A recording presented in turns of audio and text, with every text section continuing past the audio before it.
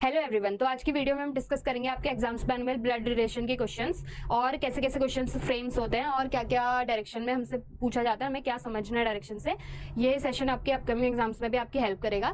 तो आइए हम अपनी डायरेक्शन पढ़ लेते हैं और समझते हैं कि हमें डायरेक्शन से क्या क्या समझना होता है, डायरेक्शन से हम क्या क्या क्लूज निकाल सकते हैं। तो हम फर्स्ट में अपना क्वेश्चन पढ़ लेंगे। There are 8 persons in a family of 3 generation, no single person in the family is a parent. ये भी बहुत बार बोला जाता है। और डायरेक्शन में W is the mother in law of S, who is the sister of U, Y is the father of U, T is the son in law of V, X is the grandson of V, U is not the daughter of V। तो जब हम ये पूरा direction पढ़ेंगे तो हमें ये figure हमें मिल जाएगा। अब देखो इसमें दिया है in a family of 3 generations.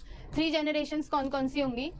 First generation जिसमें हमारे ग्रैंड पेरेंट्स आते हैं, सेकेंड जनरेशन जिसमें हमारे पेरेंट्स आते हैं और थर्ड जनरेशन जिसमें हम आते हैं। तो हमारी फर्स्ट जनरेशन ग्रैंड पेरेंट्स वाली होगी, सेकेंड जनरेशन पेरेंट्स वाली होगी और थर्ड जिसमें हम लोग आते हैं। और no single person in the family is a parent. अब इस लाइन का मतलब ये होता है नो सिंगल पर्सन, जो भी मैरिड कपल्स होंगे सिर्फ उनके ही बच्चे होंगे। मतलब no single person in the family is a parent. अगर जैसे यहाँ पर हम सिंगल पेरेंट देखते हैं, अभी यू है, अगर हम यू पेरेंट नहीं होगा, हमें इससे ये पता चल जाएगा क्योंकि ये सिंगल पर्सन है, ये मैरिड नहीं है।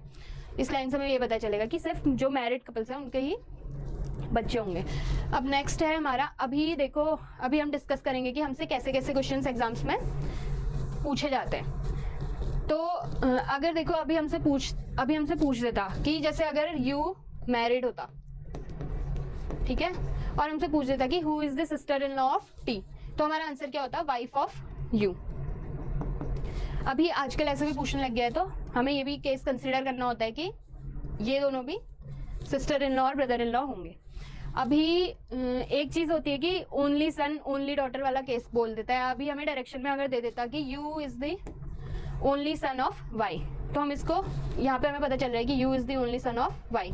इसका मतलब ये है कि वाई का सिर्फ एक ही बेटा है जो कि यू है। अब इसका मतलब ये नहीं है कि वाई के और बच्चे नहीं होंगे, बट इसका मतलब ये है कि सिर्फ एक ही सन है, बाकी एस उसकी डॉटर है। अगर ऐसे दे देता कि Y is the U is the only son of Y और S is the child of Y, तो हमें पता चल जाता है कि एस सिस्टर होगी यू की।